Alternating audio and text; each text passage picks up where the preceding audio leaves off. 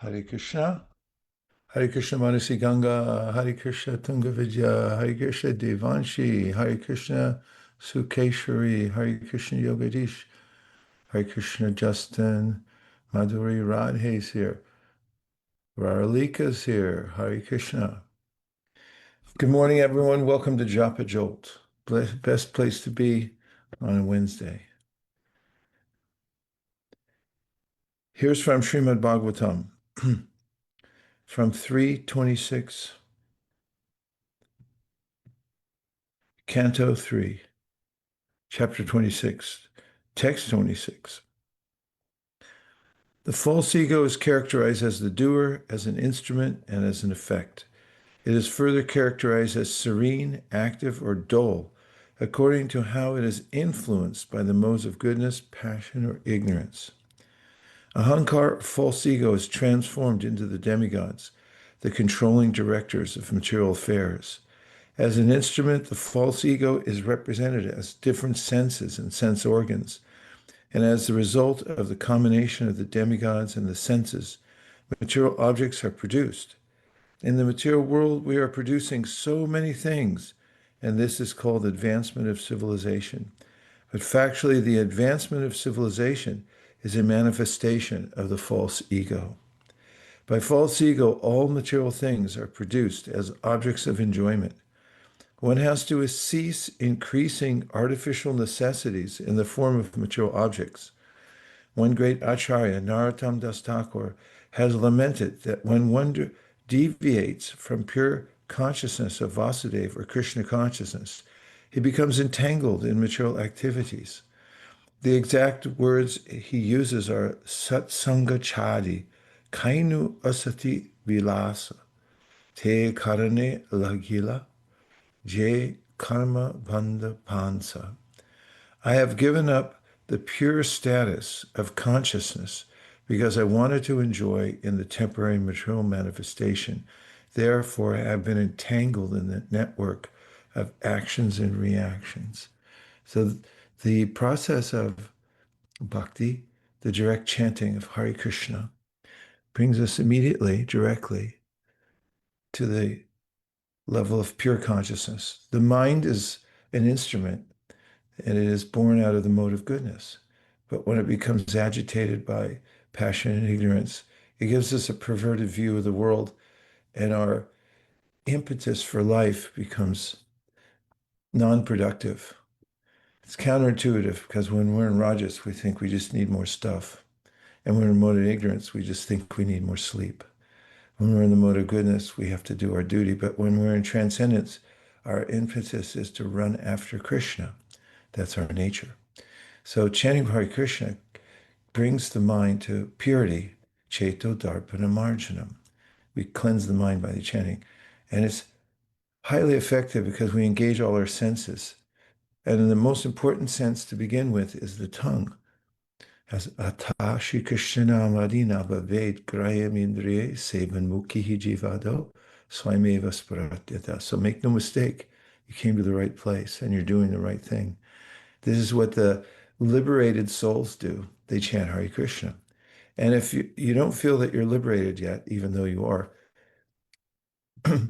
you will have you'll feel the full effects of the chanting of Hare Krishna in due course of time. In the same section of the Bhagavatam that I just read from, Devahuti says to Kapila Dev something that I hear wherever I go.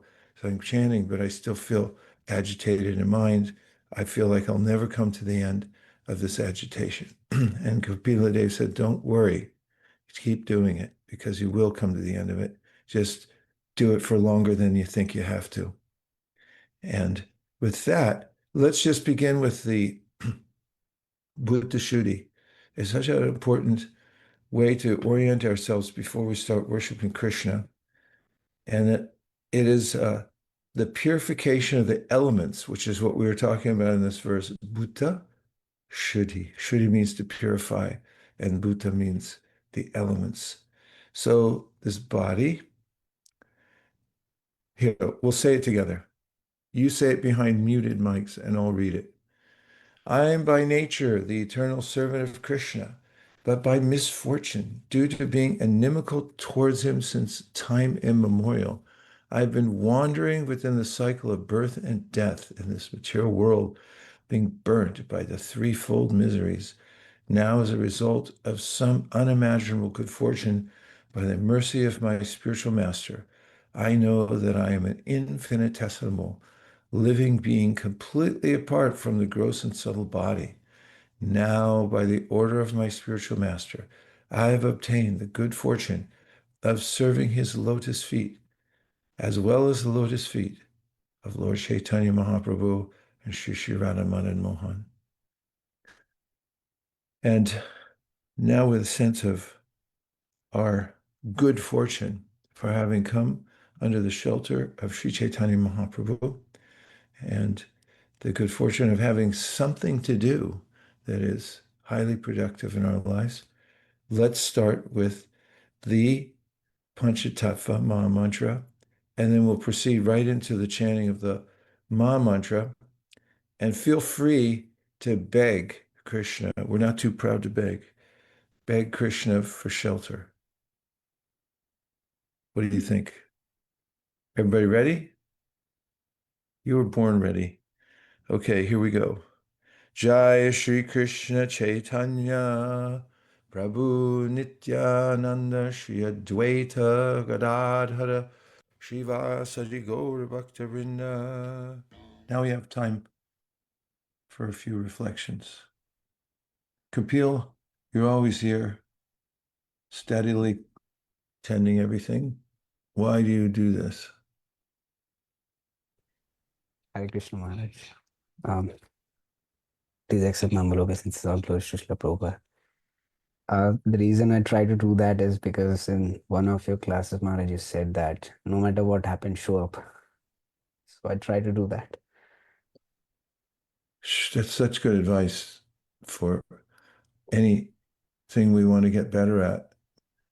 And isn't it true? Don't you find that the more you practice listening to the holy name and being fully present, the more the mind has a glimmer of attachment for the chanting of the holy name? If so, that's great advancement. Even the slightest inclination of the mind that I'd like to do this shows that you're moving forward in Krishna consciousness. And even if you're not, if you have that sense of determination, that śraddhā in the śāstra, in the words of Guru-Paramparā, that you should do this, and you do it based on this sense of, I must do it in the vaidhī mode, still there's a taste in that because you feel, yes, I'm doing the right thing. Most of the time in the material world, everyone's doing the wrong thing. And there's cognitive dissonance that I'm doing the wrong thing, I'm doing the wrong thing, I wish I could do the right thing. So even when you're doing it out of duty and you're doing the right thing, there's a sense of victory. Let's see who else could make some comment.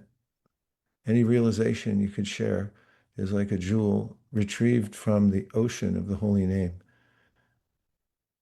And the more you give it out to others, the more it increases. Manya.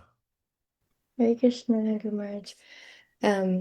I was thinking about how I call myself a morning person. And to my friends too, I would say, I wake up in the morning and, I have my meditation. And today you were mentioning that we feel fortunate to have something valuable to do with our time. I was thinking that if I didn't have my japa, what would I do in the morning? I feel like I would be so misguided, even trying to be a morning person. So I just felt grateful that even though sometimes the practice feels harder to do, at least I have something valuable to do right when I wake up. Fantastic.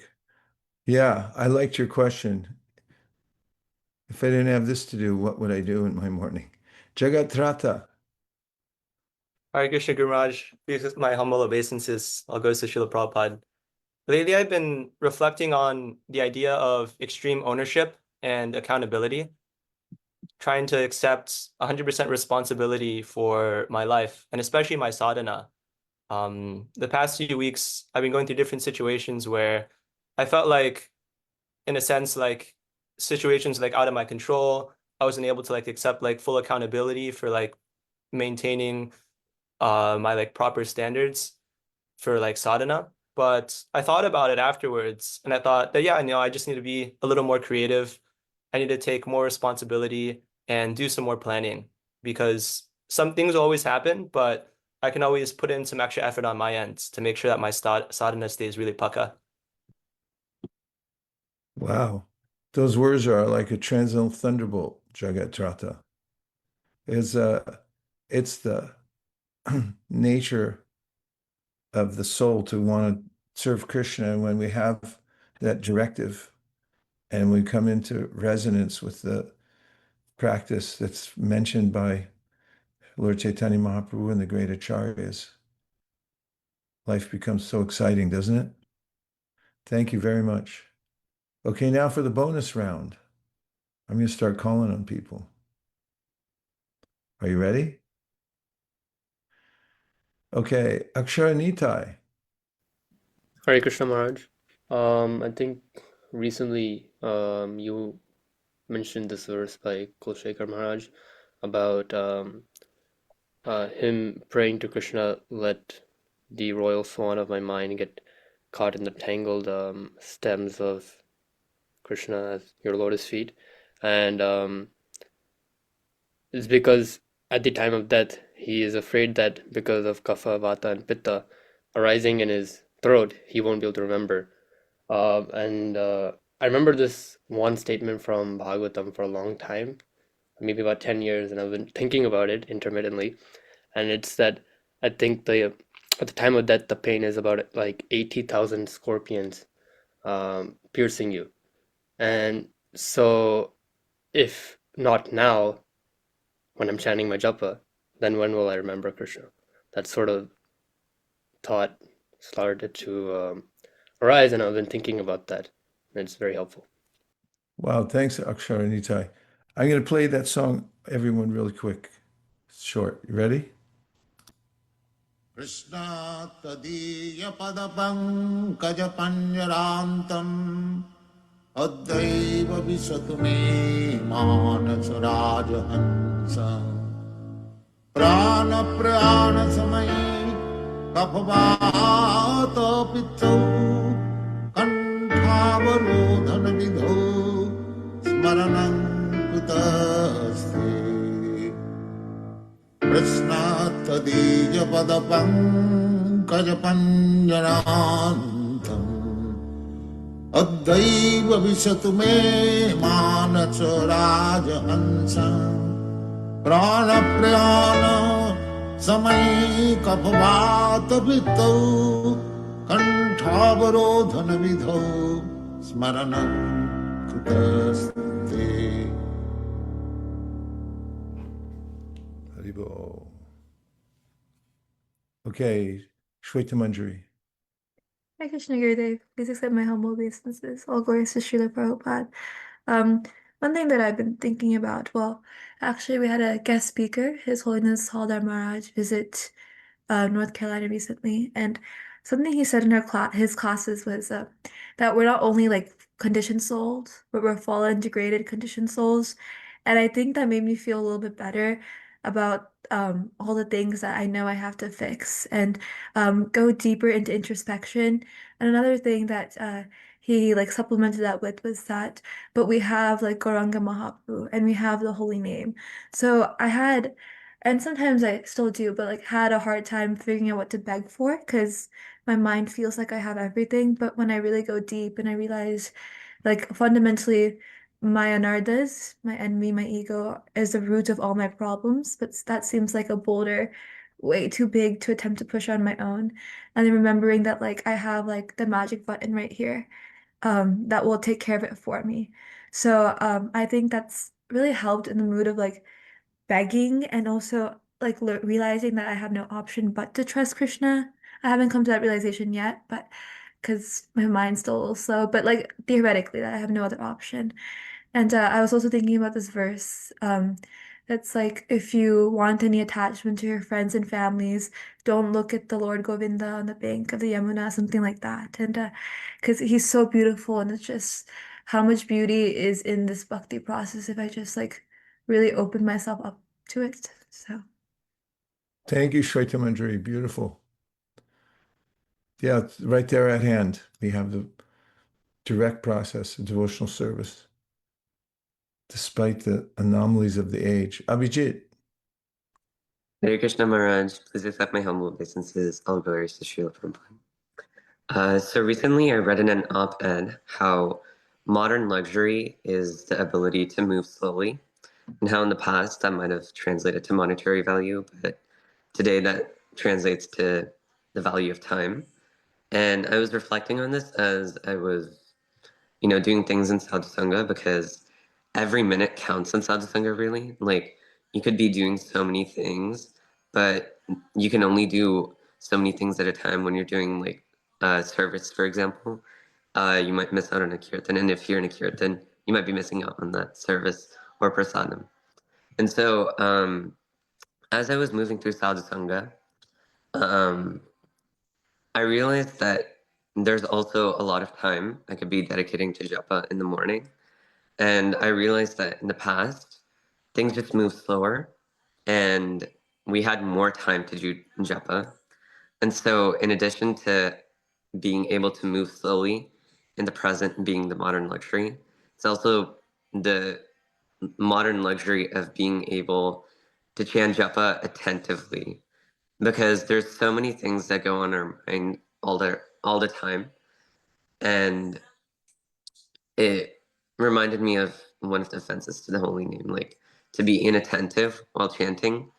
And so we have to give ourselves that luxury of being able to chant japa slowly and attentively, so that we can really feel at peace, because in this globalized technological world, it's really hard to find that peace. Thank you very much, Abhijit. I liked your point about, I liked all your points, but the one about how our time, we can only be in one place at one time, and that sense of anxiety of wanting to be everywhere to do service for Krishna at the same time. And there's only one way to expand, and that's to have a spiritual body. In fact, when you leave your body with that anxiety that I want to serve Krishna more, then he gives you a body that's more suited for devotional service and an environment that's more suited. And that increases unlimitedly forever. Thank you very much, everyone, for joining Japa Jolt today. Please change your lives from the inside out so that you can change other people's lives. You're the ones who have been called in this Kali Yuga to help expand it all over the world. Take a look at who's here on the screen.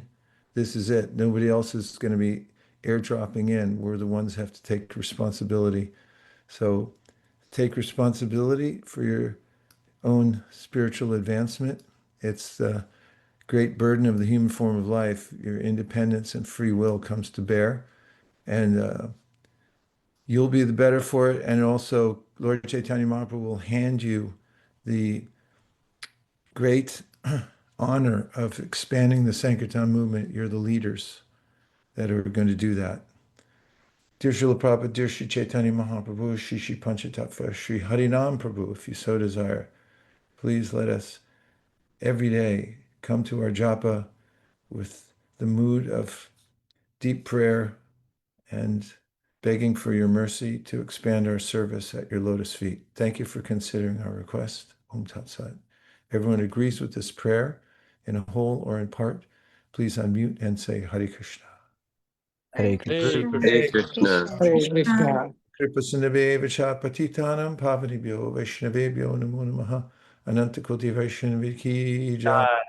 KTTVG. Hare Krishna.